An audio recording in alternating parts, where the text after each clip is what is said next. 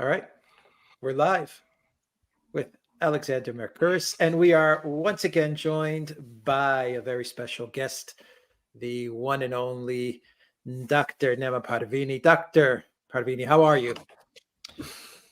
Well, I'm good. As I was just saying, as good as I can be in the pouring British weather. I mean, it never stops raining in this country. But other than that, I'm feeling well. All right, well, let's talk British politics. We just had the big elections, and we are going to discuss what is going on in the UK. Before we get started, and I pass it off to Alexander, let me just say a quick hello to everyone that is watching us on Odyssey and Rockfin, Rumble. Hello to all our Rumble viewers and YouTube as well. And a big shout out to everyone that is on the chat at theduran.locals.com. Definitely join us on Locals. Reckless Abandon moderating. Good to have you with us. Alan Watson, good to have you with us as well. And Zariel is also moderating. All right. I think those are the moderators. We've got with us Alexander Mercouris. We've got Dr. Parvini. Gentlemen, should we discuss what happened last week in the UK? Alexander. I think we should, because I think we've got the best person with us to discuss it with. We did a wonderful program with Dr. Parvini a short time ago, in which we were talking about the election, in the run-up to the election. He was telling us many things about his desire to see the Conservative Party lose all its seats. Well, it didn't quite happen. He'll no doubt have more to say about that. They did do very, very badly. We have a situation where the Labour Party won a landslide on 33% of the vote. Turnout was very poor. The Reform Party emerged, but Dr. Parvini will have his own insightful take on all of these events. And I think the best thing to do, given always that we have time constraints, is to go over directly to him. So, Dr. Parvini, are you happy with what happened in the election? They didn't get no seats. They did get some. Tell us what you think. Well, I mean, yeah, we had quite a large campaign which was called Zero Seats, and I said multiple times, as one of the people who was spearheading that anything above 100 seats would be a zero-seat loss. And the Tories, unfortunately, as they often have done throughout history, did just about enough to get over that line. They got 121 seats in the end. And in the run-up to the election, I said multiple times, like I was telling people, listen, this is the most successful political party in history. If you look at the past 200 years, I think it's something ridiculous, like 120 of them are Tory government. They are essentially the permanent government of the UK, if you want to put it that way. And so what we talked about is, even if we got the zero seats, we would effectively need to double tap, right? What that means is, I don't know, I'm showing my age here, but do you know the film Terminator 2? Do you remember there was the T-1000 that, they blasted him, they froze him in liquid nitrogen, hasta la vista baby, million smithereens, and yet the little bits of liquid metal come back together and and the T-1000 is back. And the Tory party are much like that, okay? And unfortunately, with 121 seats, what I desired, which was a breaking of what I call the political kayfabe, is not going to happen now. That is enough for the Tories to be the opposition. That is enough for the Punch and Judy show of day-to-day politics to continue. And it is enough for the real question in British politics on the quote-unquote right-hand side now to be, how are the Tory party going to respond and come back from this?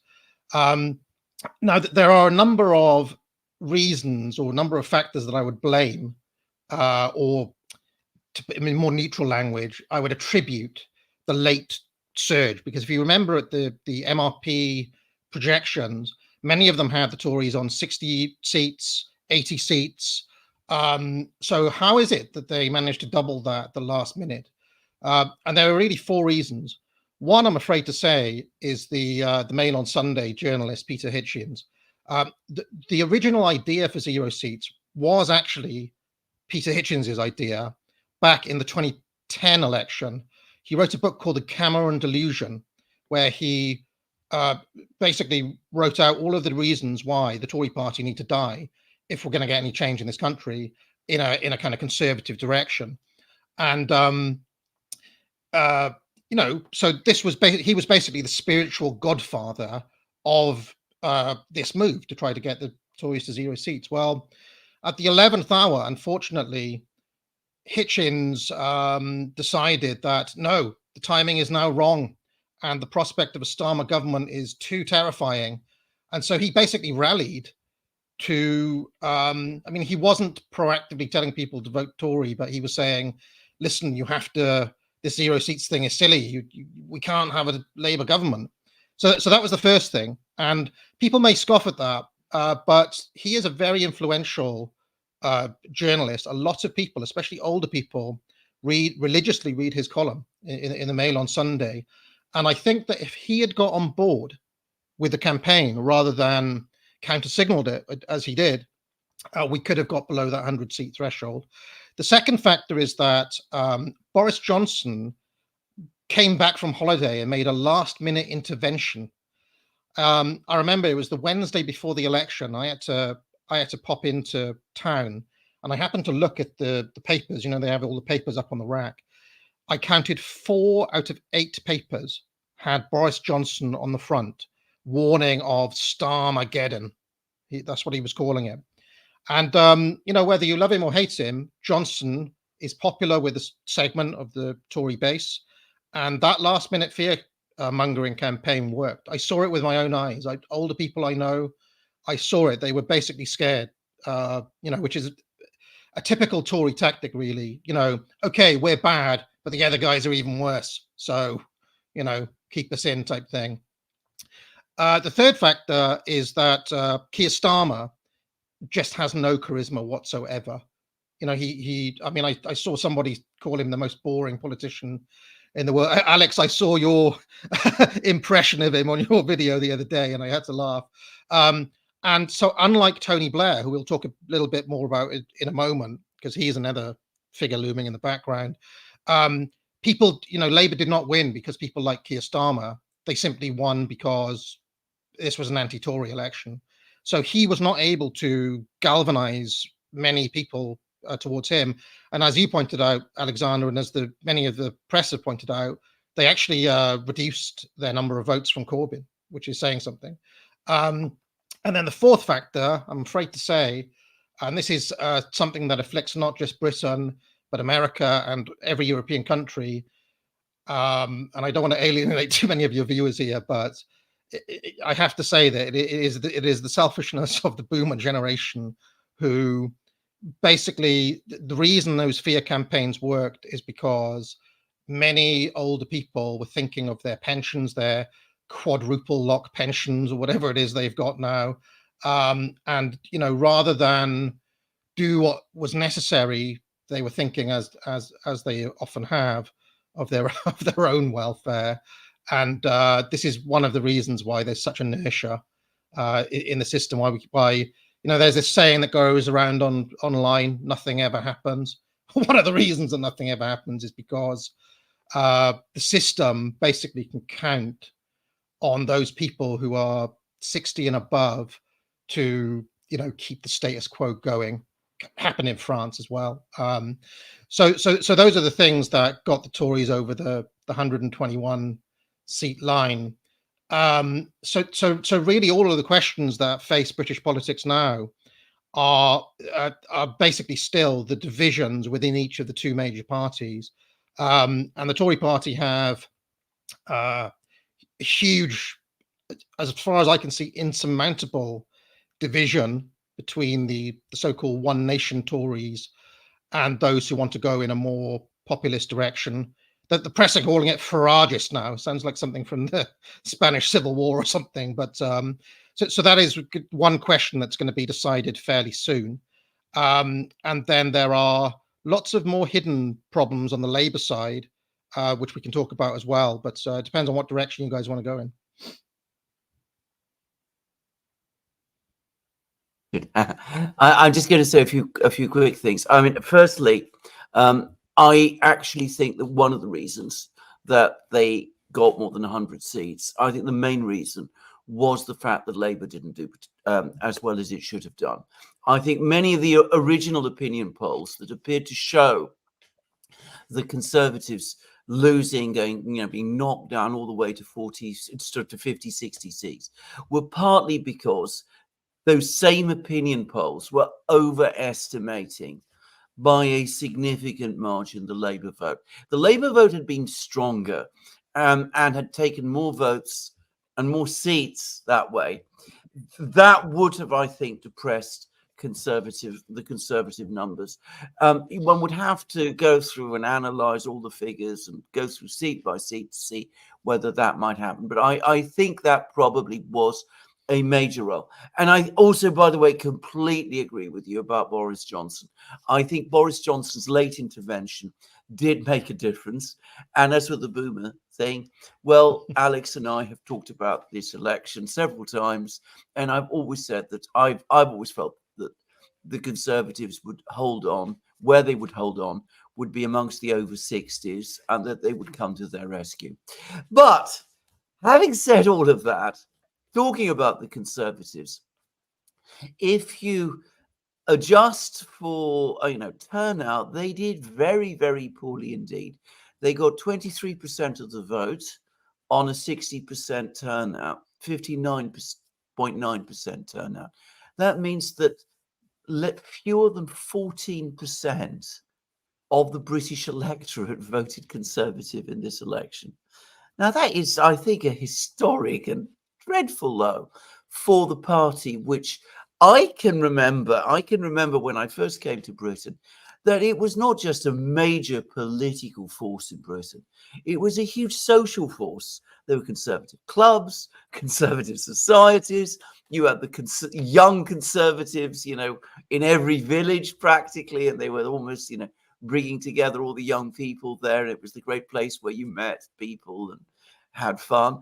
I mean, it is, I think it's not as quite as you say. I think it is actually melting away, and they are racked by divisions. They still don't know which way to go. Do they go with, Suella Braverman and where she wants to take them, which is towards, the more hard edge, more right-wing position, which I don't think they can do, by the way. Or are they going to go for, more centrist, leftist position, which they've tried and hasn't worked for them? So I actually, on the contrary, I think they're in a very, very bad place. I can't really see where this revival is going to come from. They're clinging on because people over 60 still vote Conservative, and a couple of people still listen to Boris, and Keir Starmer wasn't a particularly good leader. But I would say, actually, that they are in a very, very bad place. That's my quick take. I mean, I don't want to disagree too much, Alexander, because they are in a very, very bad place, which we can outline in a second. But I mean, I'll just go, it's like the horror movie, you think they're down, and then at the last minute, the zombie hand will come up. They'll fight. The Tories have this way of finding it. Now we can talk about why they're in such a tricky spot, which is that another factor in this election that not a lot of people have talked about enough, in my opinion, is the Lib Dems, who took what is, everybody talks about the red wall. There's also this blue wall, which is essentially from Cornwall all the way to the home counties, whole swathe of the country in more well-to-do areas, wealthier areas of the country, which typically have voted Tory. Lots of those seats went Lib Dem this time.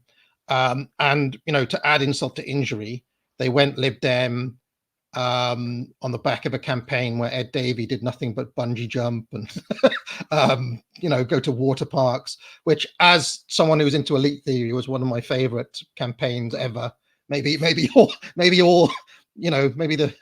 sham of democracy can be shown by this, but this presents a real problem, because Suella Braverman, in her analysis, is right that many people in the Tory base feel betrayed, and that, if the Tories need to survive, they need to go, in a more rightwards direction, or a more anti-immigration direction, or something like that.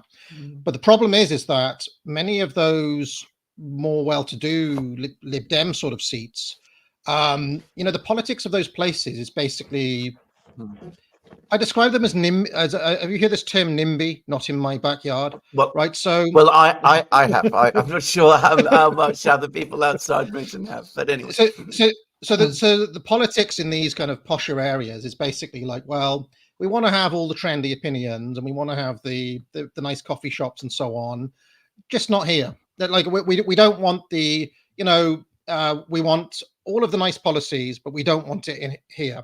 And in fact, the way the Tories campaign in a lot of these seats is instructive, because many of them just spend all their time going around saying, I support farmers, and then they'll go to a little butcher's or a pork pie shop or something, and they'll shake hands with the locals and be like, oh, we're all about local rural life, vote for us type thing, not mentioning all the terrible kind of globalist stuff they do in Westminster.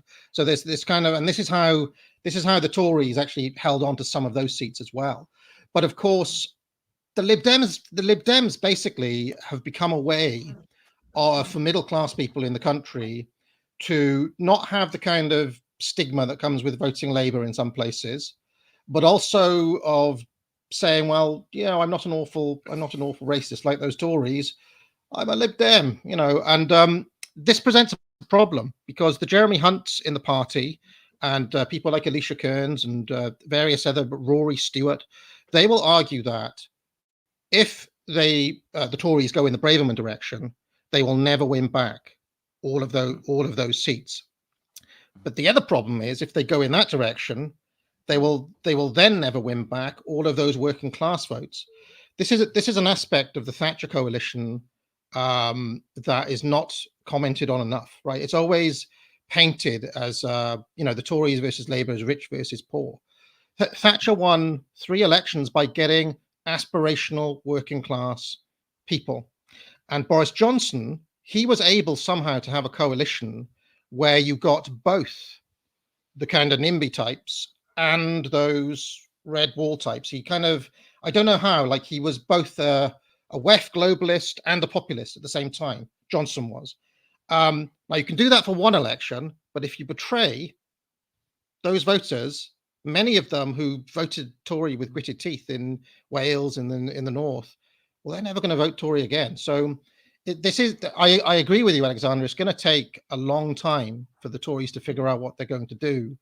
And I actually cannot see how these two factions of the party are going to come together. Either Braverman and friends will join Reform, or the One Nation types have to join the Lib Dems. I just don't see how they can keep this the current configuration together, and it will be interesting to see what happens in the future.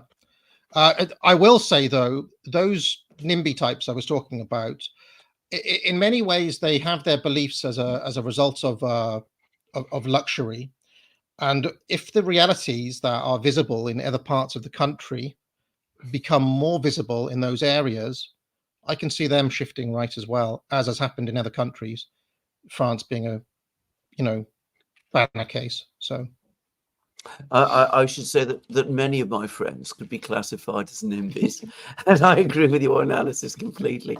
I can very easily see these people, if they really come under that kind of pressure, swinging right again. But of course, they're not doing that at the moment, and then they probably are going to be horrified if the Tory party goes in a Sweller Braverman direction.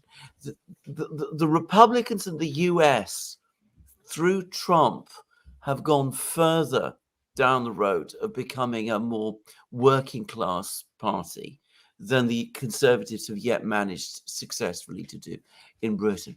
But at least that's those quick things. But anyway, shall we talk about the other thing which you were talking about a lot in our previous program, which is about the terrible way in which Britain has been governed, and the fact that the elites in Britain have not actually been performing very well, and that this is one of the factors that the Conservative Party has played a big role in, given what an important institution the Conservative Party has been in the Britain that we've all lived in and have experienced. What is going to happen now? We have a Labour Party that isn't very popular, that has a lopsided majority in the House of Commons. We have a situation where the Conservatives are still the official opposition, but with all of the problems that you've said. And there's this bubbling dissatisfaction in the country that exists as well. Do we have a situation now where the elites can start to sort of readjust, regain control? Or is the situation actually even more brittle in some respects than it was before? In the sense that previously we did have a kind of two-party system with two viable parties. But now one of those parties, the more important one, historically, is much weakened. And the other one isn't terribly popular either. Yeah, I mean, but my view is that the elites are, at the moment, they need to perform, right? What our elites offer is technocratic managerialism, okay, with a veneer of, you know, social liberalism and other stuff, but that stuff is fluff. The key point is you've got to make things work, okay, which in at the moment means, you know, energy prices coming down, fix the potholes, you know, just stuff working, make the trains run on time. And the Tories have spectacularly failed in that, as we discussed. Now Starmer is back, and behind him is the ever-present, omniscient figure of Sir Tony Blair, who was already, after saying he wasn't going to backseat drive the government, is already on a daily basis telling Keir Starmer what he needs to do. Okay, but essentially Blair is right. Blair understands that if the system does not deliver for people, they will start seeking solutions in other places, i.e. not from the neoliberal centre, but from the extremes of the far left, as they call them, and the far right. They'll start turning back to people like Corbyn, or they'll start turning to people like Farage. And what Blair wants to do as a master of containment is to basically make stuff work, in 5 years' time, to show a graph. Look, you complained about immigration, we halved immigration. You complained about law and order, we've halved law and order. And this is what, I mean, whether you believe them or not, this is what the first New Labour government did. They were able to show lots of graphs saying things are getting better, you know, because we are the managers, we are the experts, we know how this stuff works, okay? That now the problem that the Starmer government has, and that actually Sir Tony Blair has, is that there are many people within the Labour Party, which is now a big party, 400 people, who have other ideas. And two such people who have other ideas are people who your audience may not have heard of because they're not kind of front of the camera figures. One of them is called Sue Gray, who's a lifelong civil servant, but she is very close to Keir Starmer on an operational level. The other person is Morgan McSweeney, who is being hailed as the mastermind behind the campaign. Now, neither Sue Gray nor McSweeney like Blair or the influence of Blairism. And if you think about the Tony Blair Institute, okay, it is now the biggest NGO by some distance. I think it's something like 10 times bigger than the next NGO down. That's just in Britain. I think it's got over 330 employees just in London, and worldwide it's got 800. You know, I remember when you guys were talking about the situation in Niger, who were the first people kicked out of Niger? It was the Tony Blair Institute, right? Oh, yes. I mean, he has his. What I'm saying is that people, and he is not just the former prime minister. He is, in many ways, the kind of secret manager of this country, and so what he has done, Blair, he has embedded so many of his people, that people like McFadden and Milburn has just been added to the cabinet. There are many people in the Patrick Vallance is another one who you'll remember from COVID. Mm-hmm. These people either directly work for Blair or have a long history of being loyal to Blair. And one of the things I foresee happening in the near future is that, one of the things I like to say is that power doesn't like a rival castle. And these figures, Gray and McSweeney, are not going to like Blair essentially backseat driving the government. And we've already seen one tussle, because on Sunday, that was 2 days ago, on day one of the new Labour cabinet, Blair came out and he said, here are all the things you need to do. And the number one thing you need to do is introduce a mandatory digital ID, something he's been singularly obsessed by for the past 20 years. And initially, the Labour spokesman said, oh, well, we're looking at all options. And then they saw a backlash on Twitter or whatever. And 2 hours later, they said, oh, actually, we can rule this out. This is not the way we're doing things. We reject Blair's proposal. And then on Robert Peston last night, they had another government spokesman on. And he said, oh, so you're not ruling out digital ID then? And he was like, no. So it's like, well, this is a problem for any party, right? Because is Keir Starmer in charge, or is actually the Tony Blair Institute in charge? And I'm mentioning this because today they had a huge conference at the Tony Blair Institute all day, where they basically outlined all of their plans for the country. One of the huge issues on the agenda was, again, digital ID. Mm-hmm. And, these people have huge amounts of financial backing behind them. And I just don't know if they're going to take no for an answer. And I mean, I don't want to speculate too wildly, but if the Starmer government starts to say, actually, no, we're not going to do all of this stuff, I wouldn't put it past them to be like, okay, Starmer, you're out. Next guy in, just like they did to Liz Truss. So anyway, back over to you. Well, not at all, because I actually read Blair's article in the Times. I'm sure you did.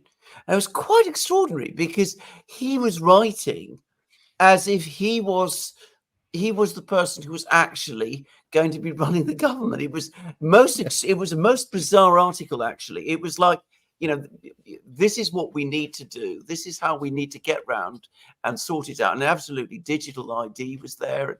An awful lot about AI and about how important AI is going to be in controlling everything and upgrading everything. But it was like a program, a program for the government. And he's not a member of the government in any formal sense. It reminded me a bit, of pre-Putin Russia, where you have all these sort of shadowy figures who exercise control without having any actual formal role in the government.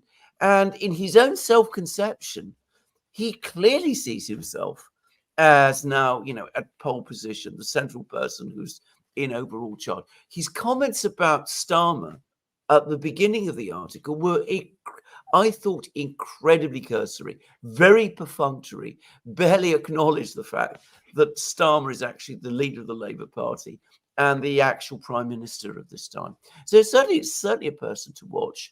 What about the the rival parties, the new parties on the left and the right? Because you were a bit skeptical about Farage before. You're wondering whether he might in fact be part of the system, or whether the Russians again have this really useful expression of system politician, an anti-system politician. Doesn't necessarily mean that an anti-system politician is a revolutionary, but as somebody who isn't quite within the inner circle. What is Farage? Is he within the inner circle, or is he outside it? Well, I mean, as we talked about last time, how much is Farage containment working for the system and how much is he not? I have to say, what his comments on Ukraine shortly before the election, to me, firmly put him on the outside, because there are a few topics, and foreign policy is probably the biggest topic, that the regime does not brook any dissent on. And the fact that Farage started talking up about, essentially telling the truth about the Ukraine war, this was, the media treated that as if he'd committed heresy. And I was telling people at the time, all of us, we're used to watching you guys and having a variety of news sources, but you have to remember that over in the media, they only get one side of the story. So, I mean, it's like, I don't know, they were calling it revisionism and things like that. So I do think Farage may be more of an outsider because of that than some people may imagine. I think basically his role is going to be, he's going to provide a lot of sound bites from Parliament. He's going to give us a lot of dramatic moments where he calls out the Uni Party, essentially, much like Galloway did before he went. I mean, I know he lost his seat, and he's going to provide a lot of moments like that. He's also not going to let Labour forget about their commitments on reducing immigration. I think the main way to think about Farage is as a single issue politician. He was his issue was Brexit, and now his issue is immigration. Yes, there were other things in the Reform manifesto, but the key one is immigration. And as long as he's there, he will, as a threat, basically, the Tories will not be able to relax. In a way, he's going to drag them kicking and screaming to say the sort of things that he is saying. Otherwise they are going to end up like the French centre-right. That's their destiny if they don't adopt some of these talking points. So that is what Farage will do. Over on the Labour side, they lost a number of seats to essentially Muslim candidates who were outspoken about the Gaza issue. I'm not sure how the Labour are going to deal with that. And I also have wondered about whether, with as many seats as they've got, can Labour just say, well, we don't care about that now? Are they going to write off the Muslim vote in the short term? I don't know. One thing I do know is that, and the Muslim community will know very well, is that unlike the speculations of some of the right-wing press, the Starmer government is going to be absolutely steadfast in their commitment to Israel. There's just no doubt about it. I mean, they cleared the way for that. They purged the party of any dissenters at all, including, for trivial things like liking a tweet 10 years ago and things like that. So that is going to be, the best thing to happen for Labour would actually be for some resolution to come in the Israel-Gaza conflict in the next 5 years, so that it's off the table. It's no longer a question. Whether that's going to happen or not, I don't know. But there is something else as well about the Labour vote, which I noticed, to your point earlier on, Alexander, which is that this McSweeney chap, a lot of his kind of behind the scenes thinking and rhetoric was basically that the Blairite centre has become too technocratic and out of touch, so it doesn't reach quote unquote normal people. What that meant was that the Labour Party spent a lot of time trying to appeal to disaffected white working class voters in this election. As far as I can see, that utterly failed. I do not think that the disaffected working class who've been turned off the Tories went to Labour. I think those were all the Reform voters. So it's hard to see where, I don't think Labour didn't really pick up any votes. They just were the default beneficiaries. So that's going to be a problem too, because if Labour do anything to move to appease the kind of Muslim bloc vote that is formed in the Midlands especially, and in parts of London, they will lose those white working class voters. Because politics, democracy especially, does boil down at some level to patronage. What are you going to do for me? What things are you going to, what have you done for me lately? And the fact that they set up the NHS back in 1945 or something is not going to cut it in 2024 if groups see other groups getting those goodies instead of them. And the last thing I'll say, I don't want to monologue too much, but the last thing I'll say on the issue of the NHS and Tony Blair is that I think the left are going to go apoplectic when they find out what Labour are going to do to the NHS, because they've put Alan Milburn in. Blair has basically already, through his institute, detailed, very detailed documents they produce, their plans for the NHS, which is essentially selling parts of it off to Microsoft and Oracle and these sorts of companies to run on the government's behalf, basically semi-privatization. This is if the Tories did that, there'd be a revolution. But Labour, due to various reasons, they can get away with these things. So I do think that when that happens, that's going to be an interesting question too. And people like Angela Rayner and so on may break ranks at that point. When they, because that's a sacred cow to the left in this country, the NHS being fully state funded. So yeah, anyway, there we go. And also, I suspect some of those white working class voters, particularly the older ones, who will not be happy if it sees that the Labour Party is handing out parts of the NHS to its friends, which is how they'll probably see it. On your point about patronage, my aunt, who was a very successful politician in Greece, always made that point to me. She said that politics is 90% patronage. The key is to dispense patronage in a way that looks ideologically consistent and which makes the recipients of your patronage feeling that they're receiving something that they're ethically entitled to. She said it much better than I've just said it, but she understood this very well. She understood how absolutely important patronage actually is in the system. What about this other issue, which is one that constantly comes up in comments that I get about the election and about the Starmer government, which is about Britain's relationship with the EU. Starmer has a history of being a fervid supporter of the EU. He was very, very much at the center of all the intrigues to try and get a second referendum, as it was called. He played a major role in the Brexit wars that were fought out in Parliament after the referendum. What's he going to do? Because he now says there's not going to be Brexit in his lifetime. Much of the Labour Party wants Britain back into the EU. Is he going to go along with them, or is he going to hold back? And of course, if he does go along with it, again, a lot of those white English working class voters that he wants to win over are not going to be happy, or so it seems to me. Yeah, I mean, I think that he's probably telling the truth, where they're not going to reverse Brexit, but they're not going to formally go back into the EU.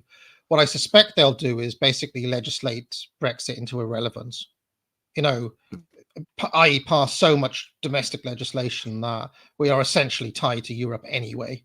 So we'll get, what they call Brexit in name only. That's what we will end up with, I think. And I think they'll probably make it so that there's just harmony from, the EU rules and the British rules are the same. Right. So we won't formally re-enter any of the old arrangements, but we'll just replicate them, which was something that they were discussing even 4 or 5 years ago.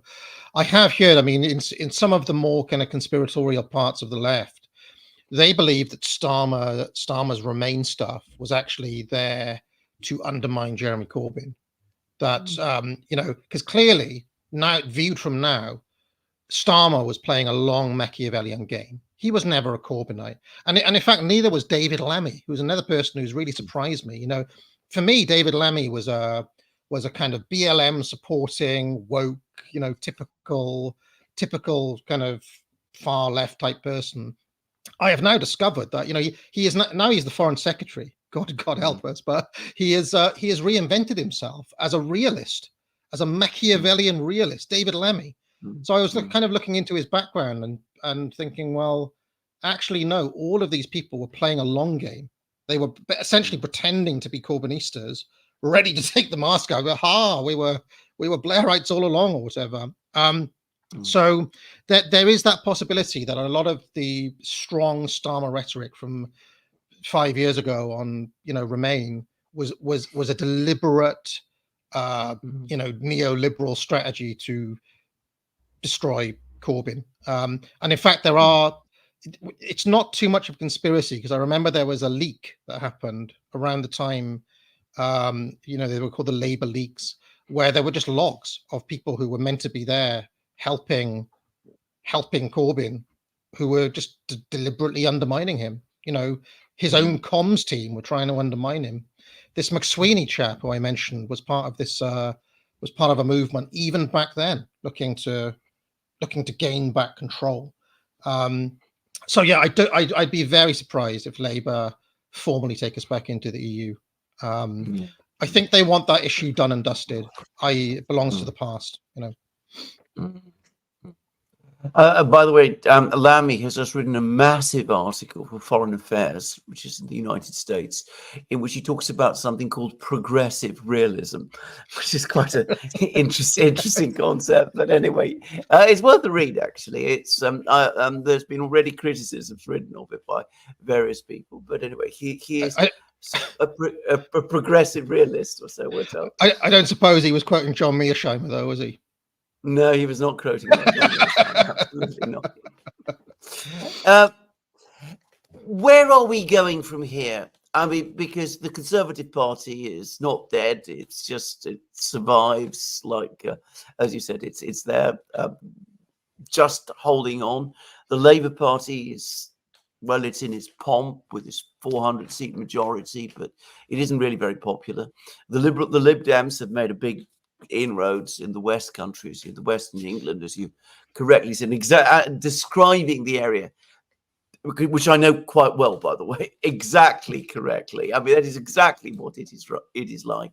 It's exactly the sort of place where you have middle class people, well, affluent people, I could call them middle class, well off, very well off people with their Range Rovers and their garage and their big houses and whatever. But of course, they couldn't really, dirty their fingers with some of the things that the Conservatives have been up to. So, but where are we going? Because nothing looks very substantial anymore. Nothing looks very, stable.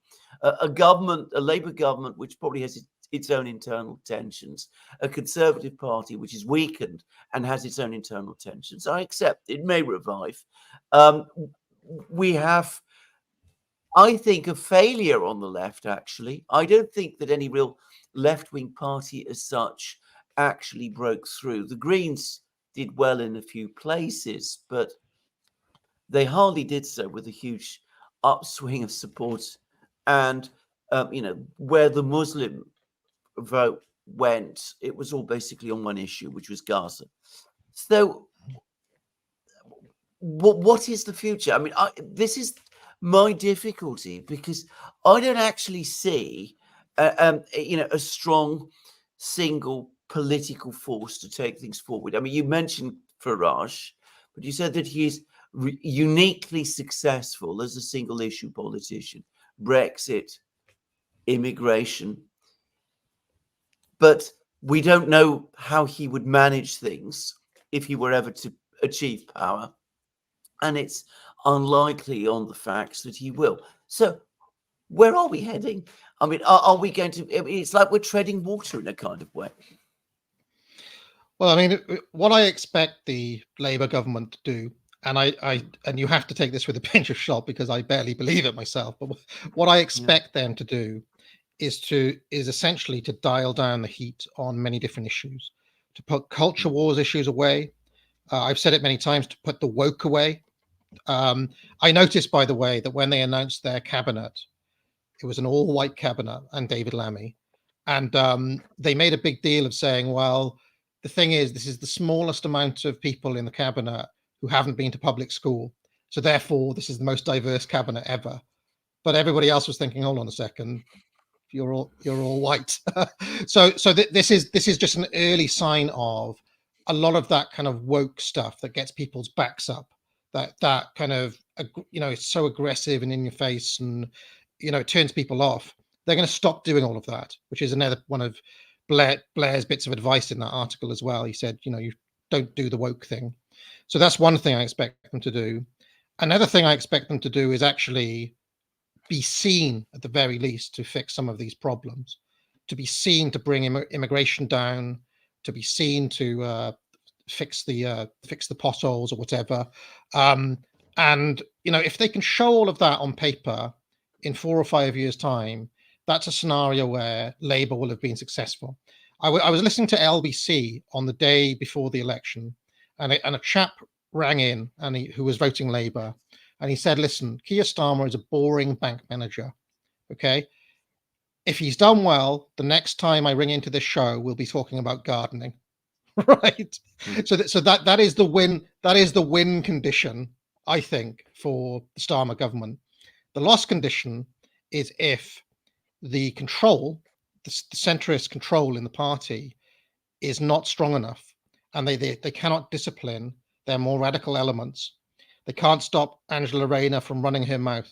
They can't stop Jess Phillips from saying stupid things. They can't stop backbench rebellions from left-wingers. They start actually thinking, do you know what? We do have the mandate. Let's do all the crazy left-wing stuff. If they do that, their next election, they'll be toast. I.e., that they are not going to win another election. This was a unique election, the one that we just had, and it was all about the destruction of the Tory party. If the Labour Party are seen to be worse than the Tories, i.e., more of the same but worse, which is what many on the right fear, or dialing up all of those things that have got people upset, or increasing immigration, then I think we'll be facing a Labour zero seat scenario in 5 years' time. And we talked before about the Liberals going extinct in the early 20th century. I actually think that it could turn around if Labour do a bad job here, that rather than the Tories going extinct, because they always find a way to come back, because they are the permanent government, it will actually be Labour who cease to exist, because without the working class, you cannot have a coalition of, metropolitan liberals in London and, a non-white population that increasingly doesn't like what you're doing in the Middle East. I mean, that's not a coalition. So, I think the thing is, the situation is existential for Labour still. Even though zero seats didn't happen, the same incentives still apply, basically, if Labour mess up, in my opinion. So there we go. I agree. I mean, a government with 33% of the vote on a weakened, on a lower turnout, is actually in a very fragile position indeed. It looks strong, but it really isn't. And there was an article I remember reading that, saying that this might be Labour's 1906 moment. That the Liberals won this huge landslide in 1906 in unique conditions, and they didn't manage it well. And 20 years later, they were basically gone, and they were out of power, and they've been out of power basically ever since. So anyway, we'll see. Dr. Parvini, I'm going to stop at this point. I'm going to hand over to Alex. I'm sure he's got questions, and if you want to add to your thoughts as well, of course, please do. Yep, we've got many questions. Let's begin with Sparky. Is it easy for an MP once elected to change parties? If so, will Reform UK get some more MPs from refugee Tories or from other parties? My understanding is that they can switch. And in fact, that has happened already. We got some, before the election, we got some Tory to Labour switchers.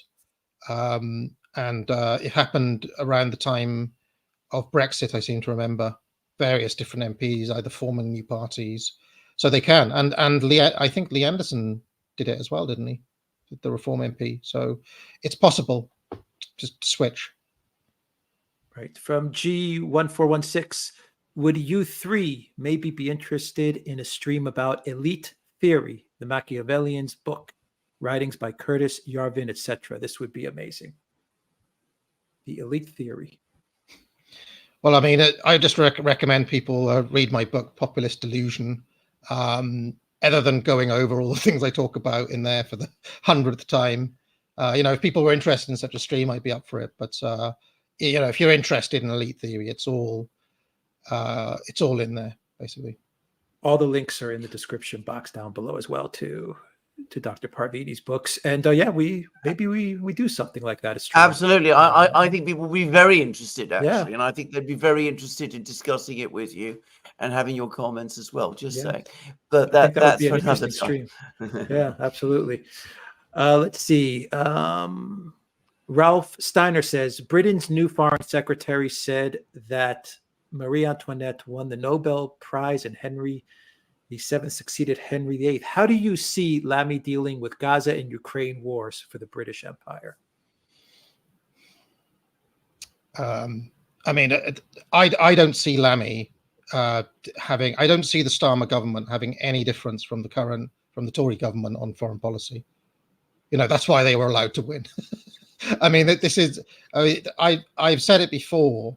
The elites are prepared to trade off domestic policy for foreign policy, as we saw with Maloney in Italy, and you know, everything else is on the table to trade up, but not Israel and not Ukraine, as far as I can see. Another brick in the wall says George Galloway said Keir Starmer will make the UK at war within a year. Your thoughts? Yeah. Do you want to go for that, Alex? Yeah. I don't think he will. I don't think he's going to bring the UK into war. I don't think this is what he's about. I don't think he has that kind of level of interest and engagement in this. He's going to do exactly the same things that Rishi Sunak did in foreign policy, no more and no less. And if you want to see that, read this impossibly long, tedious article that Lamy has actually written in Foreign Affairs. He sets it all out. He says, on the one hand, we're not going to have another Iraq war or another, Libya war or anything like. Oh no, we can't possibly do any of this. But that's the realism, if you like. But everything else, it's more of the same. It's exactly the same as what we've seen, and I think he's not going to take us into war in the way that Galloway says. I know Galloway slightly. I think on this he's wrong. Ralph Steiner says Keir Starmer believes in strong immigration policy and hopes to increase the number of immigrants. Do you see this as a future problem for Britain? I mean, he did he say that he's going to increase immigration? Because I read that he was going to decrease it. It's already. I mean, let's be frank. It's already a problem in the UK. Immigration. It was a problem going back 5 or 6 years. There was a burst of immigration after COVID, which I have speculated. I wrote an article a while back called Human Quantitative Easing. I actually believe that the reason we've got this huge burst of immigration after COVID is because they printed so much money to pay for furlough and things like that in every single country, that they needed people to soak up that excess money. If that is true, it was only a short-term fix, and that's why I can see a hardening line on immigration moving forward. Partly that's reality, i.e., they have to do that for things to carry on going. If Starmer increases immigration, and if they increase immigration in places like France and elsewhere, moving forward, there's going to be severe problems. We could even see, the problem will reach a point where we'll be facing like 1848 style revolutions or even 1778 style ones. Elza says, has Lord Cameron become unemployed? What's next for him? Will he keep his title? He will be missed in Clown World. What's going on with Cameron? Well, he's no longer foreign secretary. He's no longer shadow foreign secretary either. He's gone away from all of that. But of course, he retains his title. He's a member of the House of Lords. He's perfectly well. Don't worry about him. He's still around. I do think this election does mean, though, that Cameronism is dead. Yeah, it's no longer. Dead, it is politically non-viable after this result. I agree. From Sir Mug's Game, according to David Starkey, special act of parliament passed to protect Starmer's multiple pensions. Nice work if you can get it. One of the things that we forgot to mention earlier on when we were talking about what Starmer will do when he was in government, and this is something that Starkey has talked about quite a bit, and is true. They're going to move a lot of decision making outside of Parliament, back to the sofa-style government, back to the quangos, back to these independent bodies. And we were talking about Blair thinking that he's actually the leader. This is what he's got in mind. Even in that Times article, he said, listen, the government needs outside help, i.e. outside help from me and all of my friends, all of those people sitting outside Parliament. And they're going to do that more and more. It's going to be a kind of technocratic managerialism from outside of the official avenues. It's going to be this informal kind of style where effectively, I see Starmer making executive decisions, then informing the Labour Party, then informing the government, then informing the public about what he's already decided. So anyway, carry on. Right. Life of Brian says the political class was happy with identical parties and a demoralized public. They are incensed with hold Trump Farage's political entrepreneurialism and wish going forward to criminalize politics.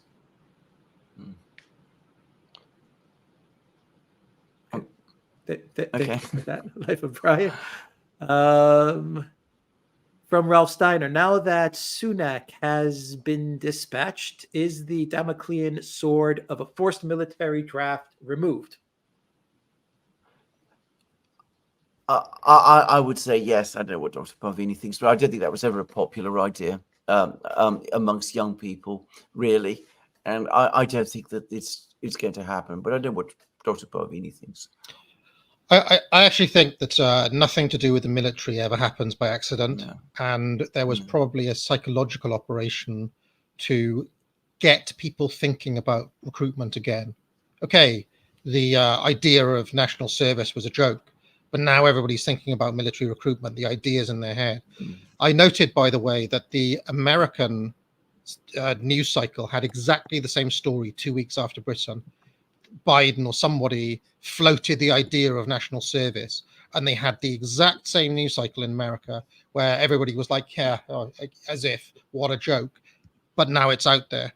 And I've also noticed that the military recruitment ads, there was a NATO one that was doing the rounds earlier today, featuring young women in serving for NATO, presumably against Russia. I have noticed that the diversity-laden ads of a few years back have now receded, and many of the people in those ads are recognizably, let's just say, heritage Europeans, heritage British people, heritage Americans, and that means that somebody somewhere is thinking strongly about military recruitment. What that's for, I don't know, but that's definitely happening. Yeah, I noticed that too. You're 100% right. Basically, Well-Fed says labor will be a scourge on the English folk. And Russell Hall says the left know their tenets are fundamentally at odds with most people's interests. So they work first to inveigle their way into power and then consolidate.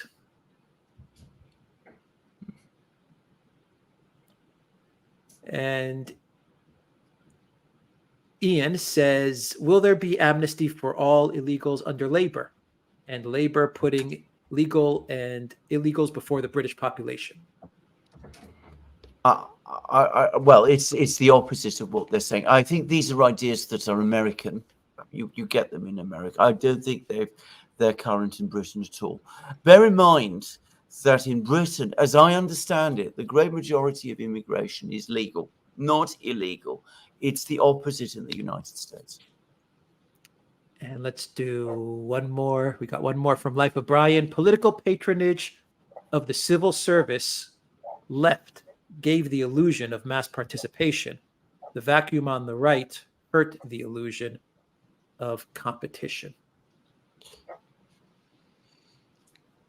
Patronage is an immensely complicated topic in terms of politics.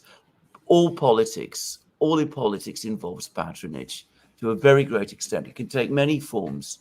It can work through tax policy. It can work in much more direct ways. It's to be a successful politician is to know how to handle and operate patronage effectively. Dr. Parvini. I would just say that it's the patronage question. I know we're talking about the British election, not the French election, but it seems to me that in the French case, it's near naked. I.e., you've got these three different blocks. The far left, the neoliberal centre, and the so-called far right with Le Pen. Each one of those looks to give patronage to their own voter base, and it's. I mean, you can in France. You can see it on the map. You can actually see it on the map. It's Paris, around Paris, and then the rest of the country. Absolutely. That's exactly it.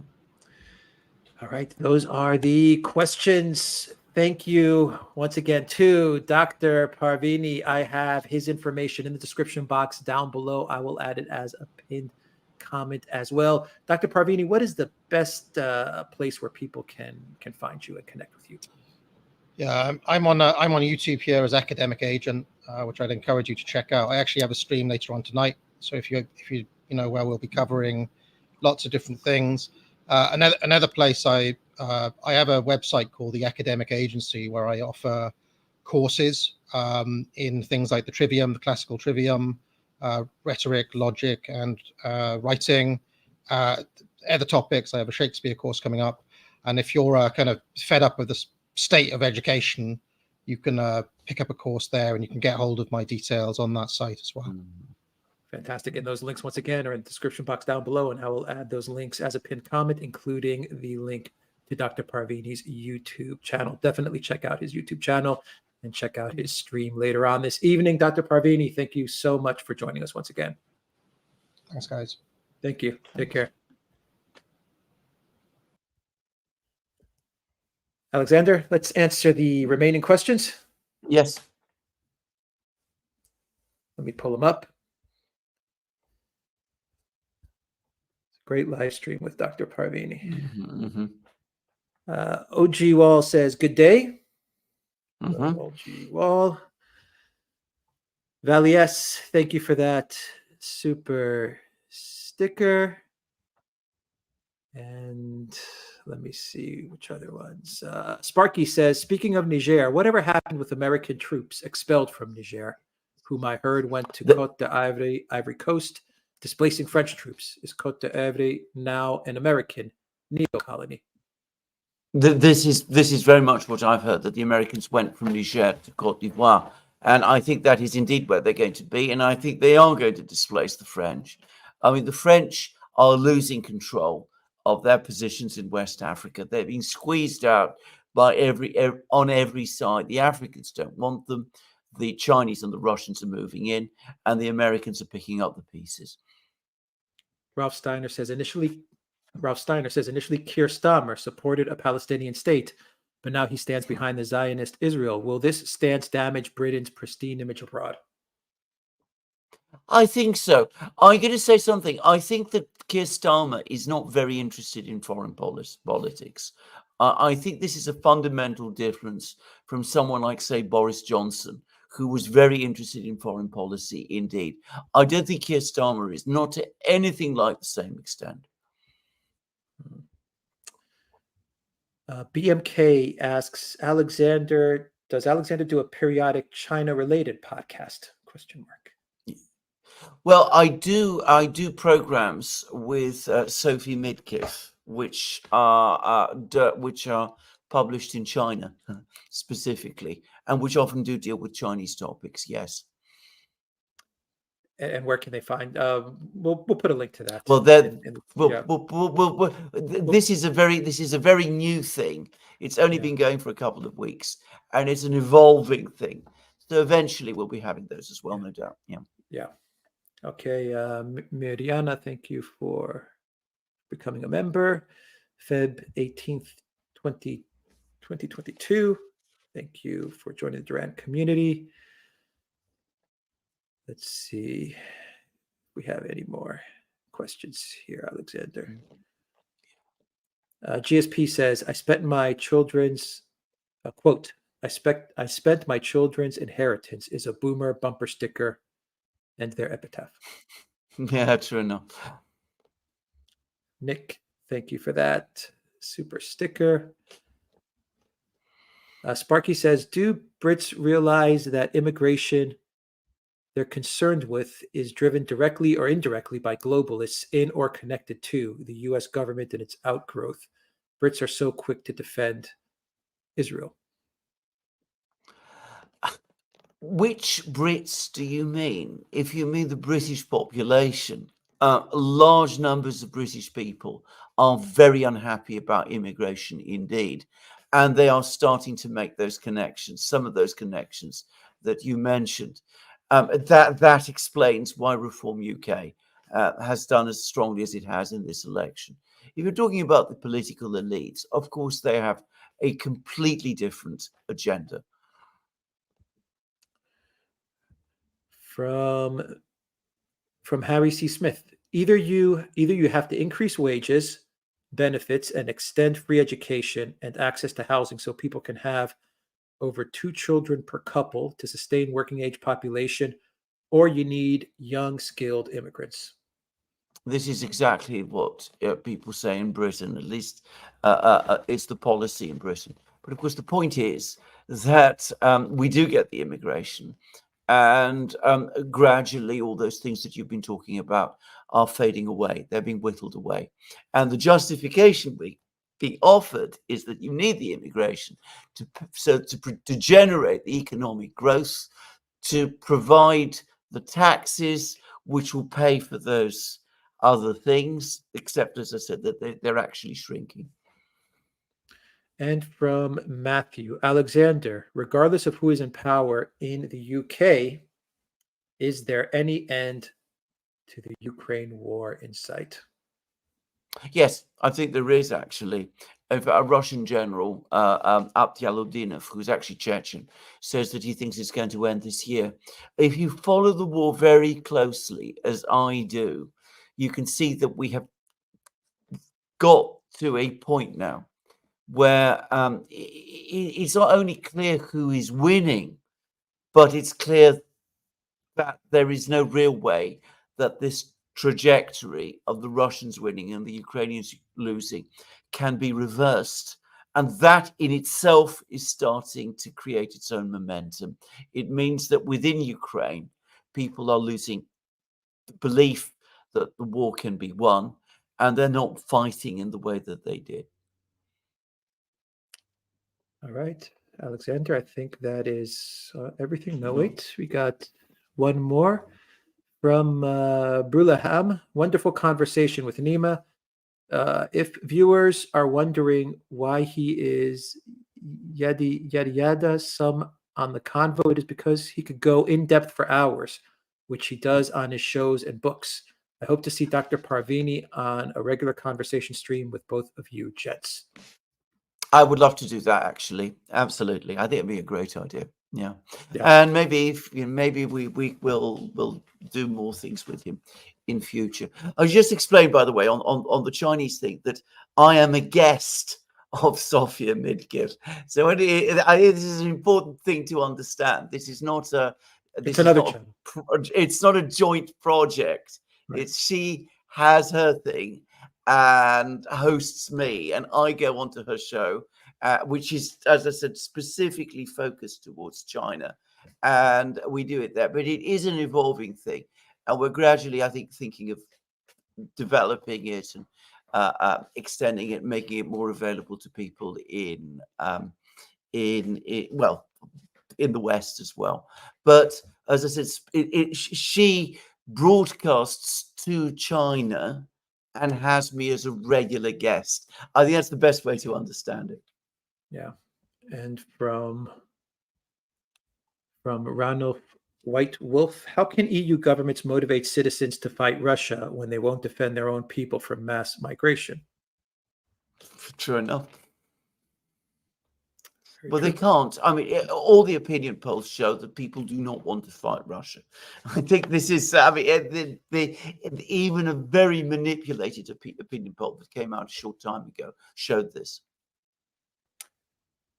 Alexander, what do you make of the security guarantee with Poland and this I've knocking of discussed it. missiles? I have That- discussed it. I've discussed it at length in my program for my channel. I think it's the most ominous and frightening development. I think it's a first step towards trying to set up some kind of no-fly zone in Western Ukraine. I think that Zelensky, who's getting increasingly desperate, is looking for ways and means to draw the West into the conflict. And he went to Poland. He got Tusk to agree to this. I don't know to what extent the Americans are involved, but I suspect with this situation that we have in the United States, with Biden, obviously, shall we say, with other things to worry about, I think that this is happening almost by stealth, and it is very, very dangerous indeed. I mean, it's one of the most alarming things that has happened up to now. Yeah, I didn't see Tusk as too confident No, in this plan. no, He seemed to try no. and want to walk it back. That's the impression I got. I'll I, speak with I, I, NATO. I'll talk to I, the NATO member I, states. I agree. I think the initiative for it came from Zelensky, and as I said, what he's trying to do is he's trying to draw NATO, first Poland and then NATO, into trying to set up a no-fly zone over Ukraine.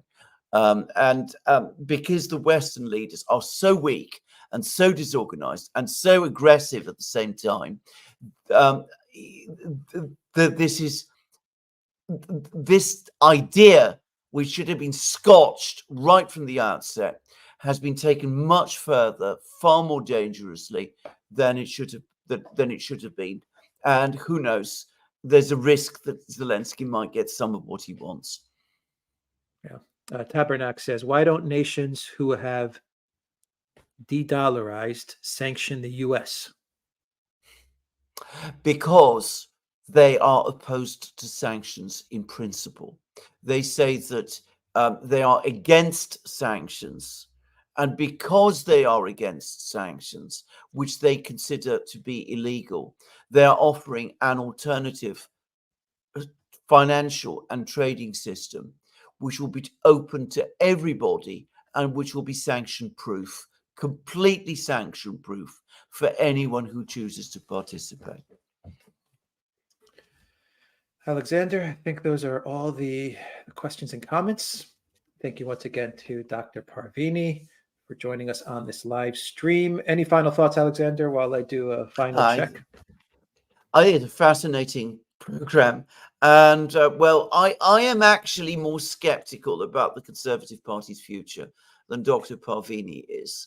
I personally think that a party that has the support in this election of 13.8% of the British electorate, which is what they actually got, 13.8 people with the right to vote in Britain voted for them.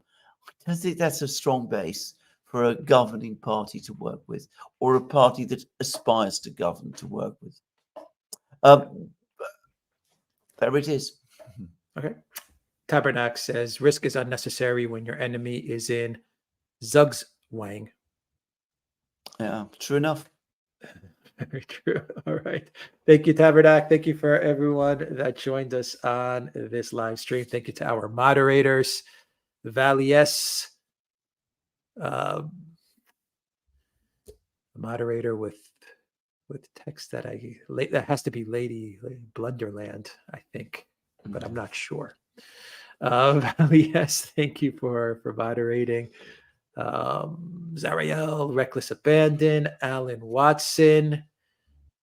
Thank you so much for moderating. Allison Blunderland, that has to be you, right? Yeah. Can't read the handle. Sparky says, to allay your fears about Biden's mental acuity, I want to point out that he's still the most competent member of the administration.